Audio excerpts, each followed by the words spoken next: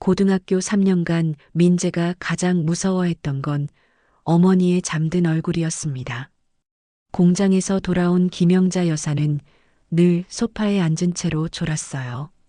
미싱 소리에 귀가 멀어가는 것도 모른 채 텔레비전 소리를 크게 켜놓고 꾸벅꾸벅 조는 모습을 보면 민재의 가슴이 먹먹해졌죠. 그날도 마찬가지였습니다. 11월 중순 찬바람이 유리창을 두드리던 밤이었어요.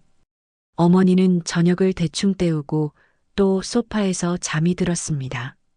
손에는 다음 달 전기요금 고지서를 움켜쥔 채로요. 민재는 어머니 옆에 놓인 낡은 가방을 바라봤습니다. 검은색 인조가죽 손잡이가 너덜너덜해진 그 가방 안에는 어머니의 비상금이 들어있었죠. 사실 민재는 그 돈이 얼마나 되는지 정확히 알고 있었습니다. 10만 원. 어머니가 한 달에 5만 원씩 모아서 겨우 2달치 쌓아놓은 돈이었어요. 봉제 공장에서 받는 월급에서 생활비를 빼고 나면 남는 게 거의 없었지만 그래도 어머니는 만약을 위해서라며 조금씩 모았던 거죠. 민재의 손이 떨렸습니다. 진수에게서 온 문자 메시지가 머릿속에서 맴돌았어요. 민재야, 우리 아버지 수술비가 모자라. 내일까지 10만 원만 더 있으면 되는데 진수의 아버지는 당뇨 합병증으로 입원한 지 한 달이 넘었습니다. 수술을 미루다 보니 상태가 더 악화됐고 이제는 정말 급한 상황이었죠. 민재는 아르바이트를 해봤지만 고등학교 3학년이라 제대로 된 일자리를 구하기 어려웠습니다. 편의점에서 주말에만 일하는 것으로는 턱없이 부족했어요. 그렇다고 어머니에게 말할 수도 없었죠.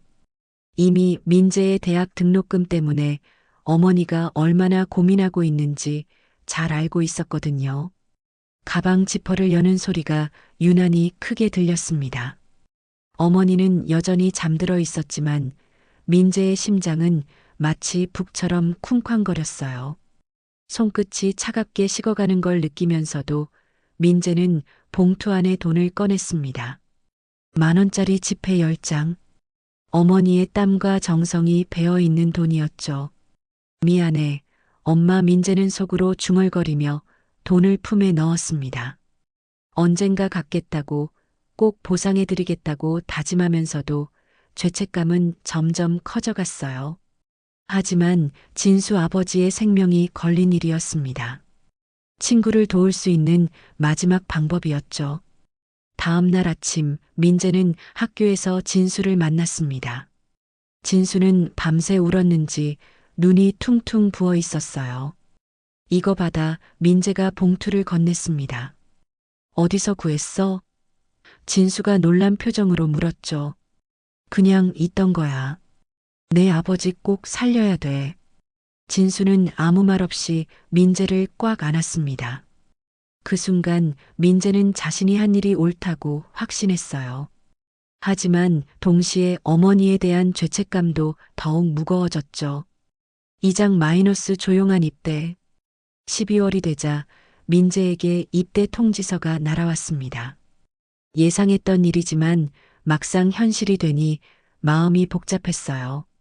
무엇보다 어머니를 혼자 두고 가는 게 걱정되었죠. 입대 전날 밤 김영자 여사는 민재를 위해 김밥을 쌌습니다. 마트에서 가장 저렴한 재료들로 만든 김밥이었지만 어머니의 정성만큼은 최고급이었어요. 참치 대신 단무지와 계란지단 그리고 작은 소시지 몇 조각이 전부였지만 민재는 그 맛을 평생 잊을 수 없을 거라고 생각했습니다. 민재야, 군대 가서 사고 치지 말고 엄마는 괜찮으니까 너무 걱정하지 마. 어머니의 목소리는 평소보다 떨렸어요. 하지만 애써 씩씩한 척 하려고 노력하는 게 보였죠. 엄마, 정말 미안해. 민재가 말했습니다. 비상금 이야기를 하려다가 차마 말이 나오지 않았어요. 뭘 미안해하니?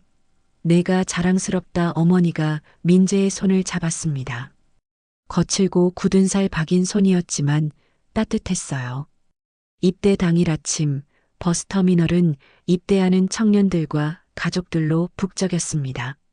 어떤 어머니들은 눈물을 흘리며 아들을 배웅했고 어떤 아버지들은 군대 이야기를 해주며 격려했어요. 민재와 어머니는 조용히 서 있었습니다. 잘 다녀와 어머니가 김밥 도시락을 건네며 말했어요. 응, 엄마도 몸 조심해. 버스가 출발하자 민재는 창문으로 어머니를 바라봤습니다. 어머니는 손을 흔들고 있었지만 표정이 어둠침침해 보였어요. 아마 비상금이 없어진 걸 이미 알고 있을 거라고 민재는 생각했죠. 죄책감이 다시 밀려왔습니다. 논산 훈련소에 도착하자 모든 게 낯설었습니다. 큰 소리로 지시하는 교관들, 일사불란하게 움직이는 선임들, 그리고 민재처럼 어리둥절한 표정의 동기들. 모두가 똑같은 군복을 입고 똑같은 머리를 하고 있었어요. 그런데 신기한 일이 일어났습니다. 접수를 마치고 생활관으로 이동하는 과정에서 민재만 따로 불려갔어요. 김민재 이병, 행정보급관인 송하준 원사가 민재를 불렀습니다. 예, 잠깐 이리 와봐. 송 원사는 민재를 사무실로 데려갔어요. 너 뭔 특별한 거 있냐? 예, 무슨 말씀이신지. 사단장님이 내 이름을 직접 언급하셨거든. 김민재 이병 잘 챙기라고. 민재는 어리둥절했습니다. 사단장이 자신을 안다니 그럴 리가 없었어요. 분명 착각이거나 동명이인일 거라고 생각했죠. 혹시 아는 사람 중에 군 간부 있어? 아니요, 전혀 없습니다. 송 원사는 고개를 갸웃했습니다. 하지만 명령은 명령이었어요. 어쨌든 조심히 생활해. 좋은 뜻으로 관심받는 것 같으니까. 그날 밤 민재는 잠이 오지 않았습니다. 사단장이 자신을 아는 이유도 궁금했지만 무엇보다 어머니 생각이 났어요. 지금쯤 혼자서 저녁을 드시고 계실 텐데 비상금 없어진 걸 알고 얼마나 상심했을까 걱정되었죠. 3장- 이상한 관심. 훈련소 생활이 시작되자 민재는 더욱 이상한 경험을 하게 되었습니다. 다른 훈련병들과 달리 유독 간부들이 민재에게 관심을 보였어요. 그것도 좋은 쪽으로요. 훈련소 일주일 차 체력 검정을 하던 날이었습니다. 민재는 평소 운동을 많이 하지 않아서 다른 훈련병들보다 뒤처질까봐 걱정했어요. 하지만 막상 해보니 생각보다 나쁘지 않았죠. 그런데 성적 발표를 할 때 김대호 중사가 민재 앞으로 다가왔습니다. 김민재 이병, 잠깐 따라와. 민재는 또 무슨 일인가 싶어 긴장했어요. 중사는 민재를 한적한 곳으로 데려가더니 의미심장한 말을 했습니다. 너 정말 모르겠냐? 내가 왜 특별관리 대상인지 정말 모르겠습니다. 사단장님이 직접 지시 내린 거야. 김민재 이병 동향을 수시로 보고하라고. 민재는 점점 더 혼란스러워졌습니다. 자신이 알지 못하는 사이에 왜 이런 관심을 받고 있는 걸까요? 혹시 어머니와 관련된 일인가 싶어서 걱정도 되었어요. 며칠 후 행정보급관 송하준 원사가 다시 민재를 불렀습니다. 이번에는 더욱 구체적인 이야기였어요. 민재야, 솔직히 말해봐. 너 군대 오기 전에 뭔 특별한 일 했어? 특별한 일이요? 남도운 거나 아니면 의로운 일 같은 거 말이야. 민재는 잠시 망설였습니다. 진수 아버지 수술비 이야기가 떠올랐지만 그게 어떻게 사단장과 연결될 수 있는지 이해할 수 없었어요. 게다가 그 돈은 어머니 비상금을 훔친 거였잖아요. 잘 모르겠습니다. 그래. 그럼 천천히 생각해봐. 분명히 뭔가 있을 거야. 훈련소 2주일 차가 되자 민재의 특별 대우는 더욱 노골적이 되었습니다. 다른 훈련병들은 군것질거리도 제한되고 외부 연락도 어려웠는데 민재는 상대적으로 자유로웠어요. 심지어 어려운 훈련이 있을 때마다 다른 업무를 맡기기도 했죠. 동기들 사이에서는 소문이 돌기 시작했습니다. 민재 아버지가 군 간부래, 집안이 군 관련 일 하나봐 같은 추측들이었어요. 하지만 민재는 그런 게 아니라는 걸 잘 알고 있었습니다. 어느 날 저녁 훈련을 마치고 생활관에서 쉬고 있는데 김대호 중사가 또 찾아왔습니다. 민재야, 내일 사단장님이 직접 오신다. 예. 입소식 때 특별히 참석하실 예정이야. 아마 너 때문일 거다. 민재의 가슴이 두근거렸습니다. 사단장을 직접 만나게 된다니 대체 무슨 일인지 궁금했어요. 하지만 동시에 불안하기도 했죠. 혹시 자신이 모르는 잘못이 있는 건 아닐까 하는 생각도 들었습니다. 중사님, 혹시 제가 뭔 잘못했나요? 잘못? 천만의 말씀. 오히려 좋은 일로 주목받는 것 같은데? 그날 밤 민재는 잠들기 전에 어머니를 떠올렸습니다. 지금쯤 공장에서 돌아와 혼자 저녁을 드시고 계실 텐데, 과연 어머니는 자신의 상황을 알고 계실까요? 그리고 정말로 자신이 한 일이 이런 결과로 이어진 건일까요? 사장 마이너스 편지 한 통. 훈련소 3주일 차 되던 날 민재에게 편지가 도착했습니다. 어머니로부터 온 편지였어요. 파란색 편지지에 정성스럽게 쓰인 글씨를 보자 민재의 마음이 뭉클해졌습니다. 우리 민재에게로 시작하는 편지 내용은 충격적이었습니다. 민재야, 엄마가 하고 싶은 말이 있어. 내가 군대 가기 전에 비상금 가져간 거 엄마가 다 알고 있었단다. 그날 밤 내가 가방에서 돈 꺼내는 거 엄마가 봤어. 하지만 모른 척 했지. 민재의 손이 떨렸습니다. 어머니가 알고 있었다니, 그런데 왜 아무 말도 하지 않으셨을까요? 편지는 계속되었습니다. 내가 왜 그 돈을 가져갔는지도 알고 있어. 진수 어머니한테 들었거든. 진수 아버지 수술 잘 되셨다며? 엄마는 그 소식 듣고 정말 기뻤다. 우리 아들이 사람을 살렸구나 싶어서. 민재는 편지를 읽으면서 눈물이 났습니다. 죄책감에 시달려왔는데 어머니는 오히려 자랑스러워하고 계셨던 거예요. 민재야, 그 10만 원은 엄마가 일부러 내가 보기 쉬운 곳에 둔 거야. 내가 뭔가 어려운 일이 있을 때 쓰라고. 엄마는 내가 자기 욕심을 위해서가 아니라 남을 도우려고 가져간 걸 알았어. 그래서 더 자랑스러웠지. 편지의 마지막 부분은 더욱 감동적이었습니다. 엄마는 내가 진짜 어른이 됐다고 생각해. 어른이 되는 건 나이를 먹는 게 아니라 남을 위해 희생할 줄 아는 거란다. 군대에서 건강하게 잘 지내고 너무 미안해하지 마. 엄마는 언제나 내 편이야. 민재는 편지를 다 읽고 나서 한참 동안 울었습니다. 동기들이 다 보는 앞에서였지만 부끄럽지 않았어요. 이런 어머니를 둔 게 너무 고마웠죠. 그날 저녁 식사 시간에 송하준 원사가 민재를 찾아왔습니다. 편지 받았구나? 기분 좋아 보이네. 예, 집에서 온 편지입니다. 그런데 말이야, 내일 입소식 때 정말 사단장님이 오신다. 그런데 특이하게도 헬기로 오신다더라. 헬기로요? 보통은 차로 오시는데 이번에는 헬기로 직접 강화하신다고 하시네. 뭔 특별한 일이 있나 봐. 민재는 점점 더 궁금해졌습니다. 어머니 편지를 받고 나서 마음이 한결 가벼워졌지만 사단장과의 만남은 여전히 미스터리였어요. 훈련병들 사이에서도 소문이 무성했습니다. 사단장이 헬기로 온다더라.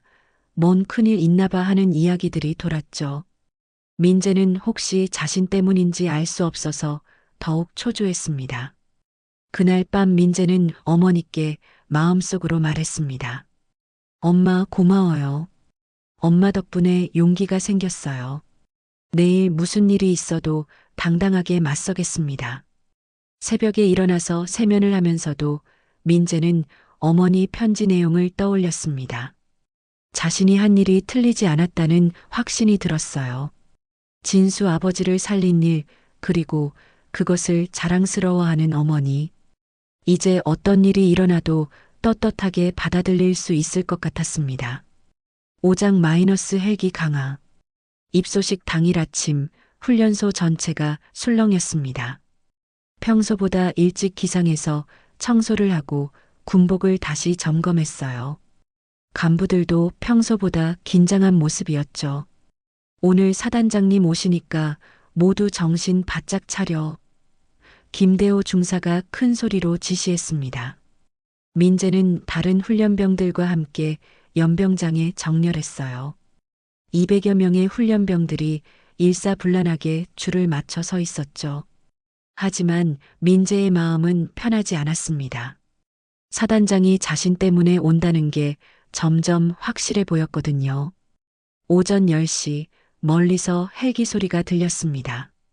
드드드드 하는 프로펠러 소리가 점점 가까워지더니 거대한 헬기 한 대가 연병장 상공에 나타났어요. 차렷! 간부의 호령이 울렸습니다. 헬기가 천천히 착륙하자 강한 바람이 일었습니다. 훈련병들의 모자가 날아갈 뻔했지만 모두 꿋꿋하게 자세를 유지했어요. 민재도 긴장한 채로 정면을 바라봤습니다. 헬기 문이 열리고 군복을 입은 고위 장교가 내렸습니다. 별이 2개 달린 소장 계급장을 단 사단장이었어요.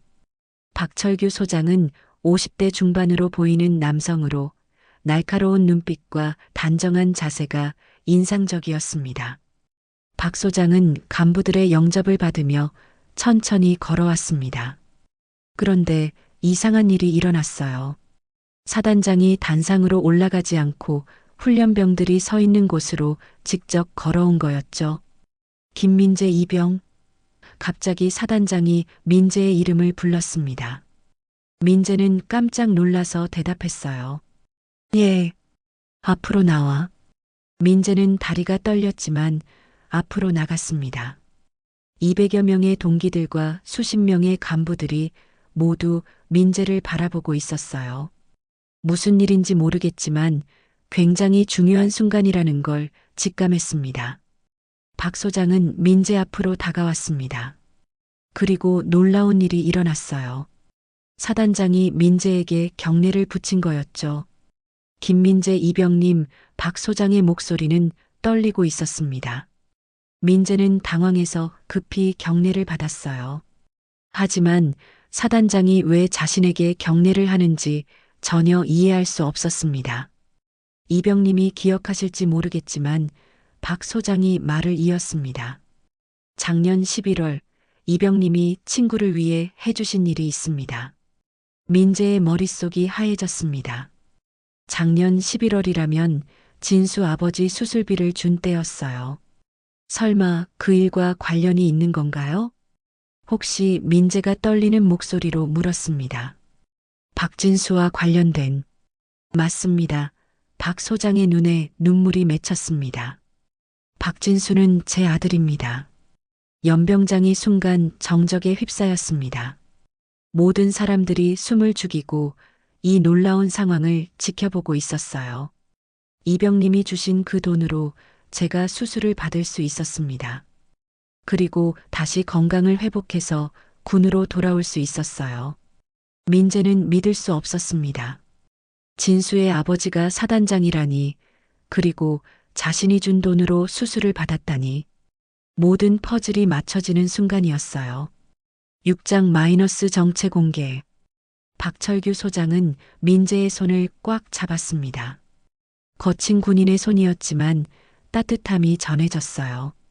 민재 이병, 아니 민재 씨. 제가 살아있는 건 순전히 당신 덕분입니다. 민재는 여전히 현실감이 없었습니다. 꿈을 꾸는 것 같았어요. 진수의 아버지가 사단장이었다니, 그리고 그분이 직접 헬기를 타고 와서 자신에게 감사 인사를 하고 있다니. 소장님, 저는 그냥 민재가 말을 시작하려 했지만 박 소장이 손을 들어 막았습니다. 아닙니다. 겸손해하지 마세요. 당신이 한 일의 의미를 제가 더 잘 알아요. 박 소장은 주변 사람들을 둘러보더니 큰 소리로 말했습니다. 여러분, 오늘 제가 이렇게 직접 온 이유를 말씀드리겠습니다. 이 김민재 이병은 제 생명의 은인입니다.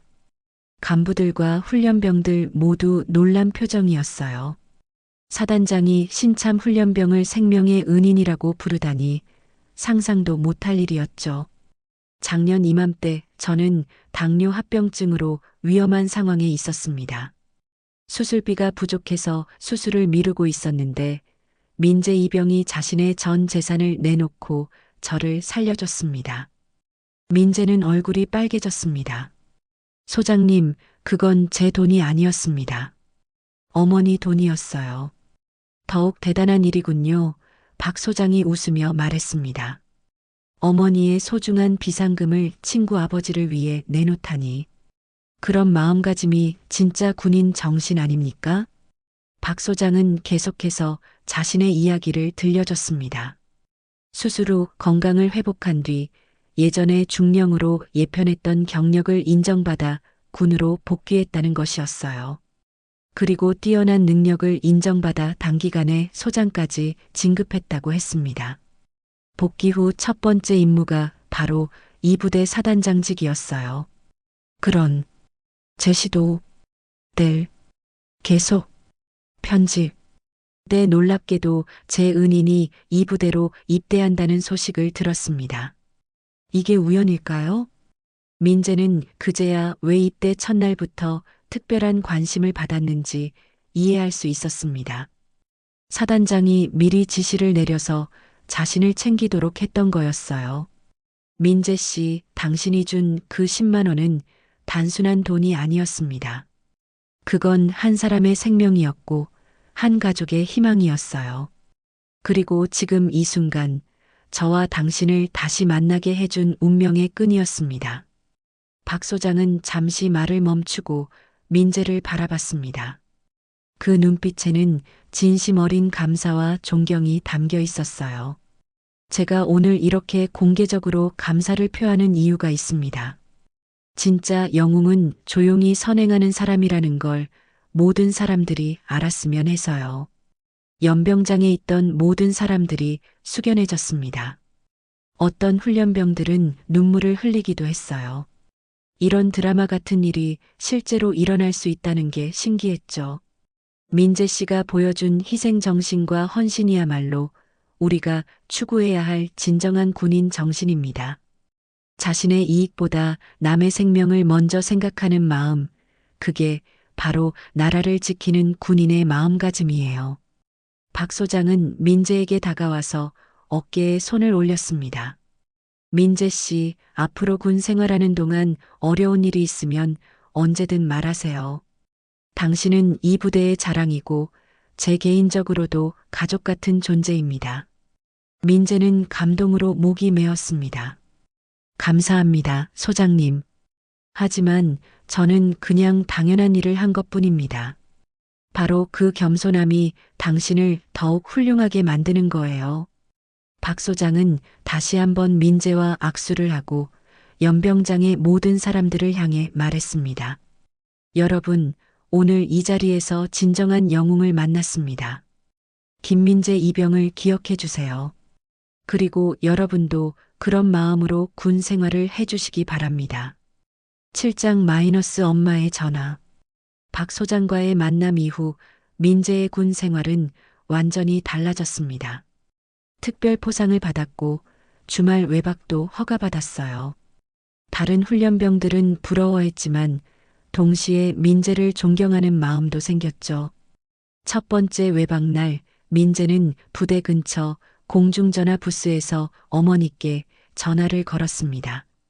벨이 몇 번 울리더니 어머니의 익숙한 목소리가 들렸어요. 여보세요? 엄마, 민재예요. 어머, 민재야. 어떻게 전화할 수 있어? 괜찮은 거야? 어머니의 목소리에서 기쁨과 걱정이 동시에 느껴졌습니다. 민재는 그동안 있었던 일들을 차근차근 설명했어요. 처음에는 믿을 수 없다는 반응이었지만 점점 상황을 이해하기 시작했죠. 진수 아버지가 사단장이셨다고? 세상에. 엄마, 그런데 정말 미안해요. 엄마 비상금을. 야, 이 녀석아. 엄마가 편지로 다 얘기했잖아. 그 돈은 내가 쓰라고 둔 거라고.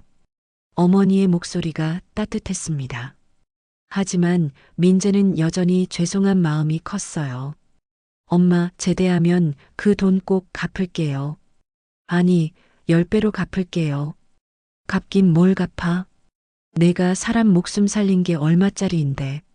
엄마는 그냥 내가 자랑스러워.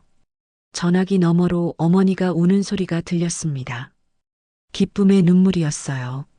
민재야, 엄마가 내 편지 받고서 울었어.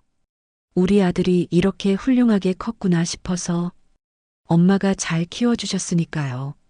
아니야. 내가 원래 착한 아이였어. 어릴 때부터 남 도우는 걸 좋아했잖아. 민재는 어린 시절을 떠올렸습니다. 길에서 다친 강아지를 주워와서 치료해준 일, 반 친구가 준비물을 못 가져왔을 때 자신의 것을 나눠준 일들이 생각났어요. 엄마, 회사는 괜찮으세요? 응, 괜찮아. 요즘 일이 많아져서 야근도 하고 있어. 내 제대할 때까지 용돈 좀 모아놓으려고. 엄마, 너무 무리하지 마세요. 걱정 마. 엄마는 아직 젊어. 그리고 이제는 자랑스러운 아들 덕분에 힘이 나네. 어머니는 계속해서 민재를 격려했습니다. 군대에서 건강하게 잘 지내라고, 좋은 일이 생긴 만큼 더욱 겸손하게 생활하라고 조언했어요. 민재야, 그런데 진수는 어떻게 지내? 아, 진수요? 대학 잘 다니고 있다고 들었어요. 아버지가 건강해지셔서 집안 분위기도 많이 좋아졌다고 하더라고요. 다행이다. 그 집 많이 고생했는데. 통화를 마치고 민재는 마음이 한결 가벼워졌습니다. 어머니의 목소리를 들으니 정말 안심이 되었어요. 그리고 자신이 한 일에 대해 더욱 확신을 갖게 되었죠. 부대로 돌아가는 길에 민재는 하늘을 올려다봤습니다. 구름 사이로 햇살이 비치고 있었어요.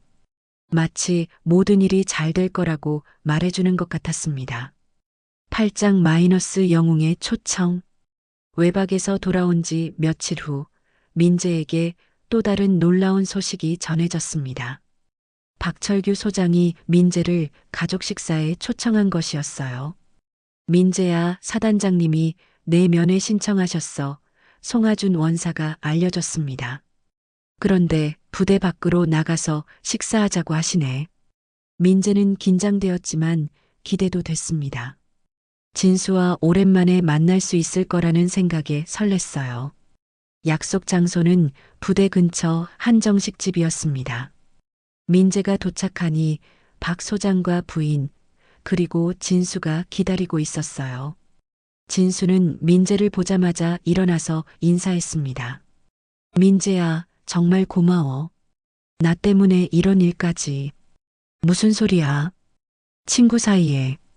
박 소장의 부인도 민재에게 깊이 인사했습니다. 정말 감사해요. 당신 덕분에 남편을 살렸어요. 식사 자리는 따뜻한 분위기였습니다. 박 소장은 민재를 마치 친아들처럼 대했어요. 음식을 계속 권하고 군대 생활에 대해서도 세심하게 물어봤죠. 민재 씨, 훈련은 힘들지 않나요? 아니요, 괜찮습니다. 간부님들이 잘 챙겨주세요. 당연히 잘 챙겨줘야죠. 당신은 우리 가족의 은인인데. 진수가 민재의 팔을 잡으며 말했습니다. 민재야, 내가 그때 그 돈 안 줬으면 우리 아버지는 정말 위험했을 거야. 의사 선생님이 하루만 늦었어도 큰일 날 뻔했다고 하시더라. 그런 줄 몰랐어. 그냥 급하다고 하니까. 박 소장이 민재의 손을 잡았습니다.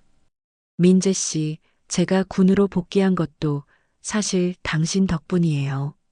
건강을 회복하고 나니까 다시 나라를 위해 일하고 싶다는 생각이 들었거든요. 소장님이 워낙 능력이 뛰어나셔서 빨리 진급하신 거죠. 아니에요. 당신이 저에게 준 새 생명에 감사해서 더 열심히 일했던 거예요. 식사 도중에 박 소장이 의미 있는 말을 했습니다. 민재 씨, 당신 같은 아들이 있었으면 좋았을 텐데. 진수가 웃으며 말했습니다. 아버지, 저도 있잖아요. 너도 좋은 아들이지. 하지만 민재 씨처럼 위기 상황에서 이런 결단을 내릴 수 있을까? 민재는 겸손하게 대답했습니다. 저는 그냥 당연한 일을 한 것뿐입니다. 진수가 제자리에 있었다면 똑같이 했을 거예요. 박 소장의 부인이 눈물을 글썽이며 말했습니다. 정말 훌륭한 청년이에요. 부모님이 얼마나 자랑스러우실까. 어머니가 오히려 저를 자랑스러워해 주세요. 제가 더 감사하죠. 식사를 마치고 나서 박 소장이 민재에게 특별한 제안을 했습니다. 민재 씨, 제대 후에 군 간부 해볼 생각 없어요? 제가 추천서 써드릴 수 있는데. 민재는 잠시 생각했습니다. 감사하지만 먼저 어머니와 상의해 봐야 할 것 같아요. 당연하죠. 효자로서 마땅한 일이에요. 헤어지기 전에 박 소장이 마지막 말을 남겼습니다. 민재 씨, 당신이 보여준 희생정신은 평생 잊지 않겠어요.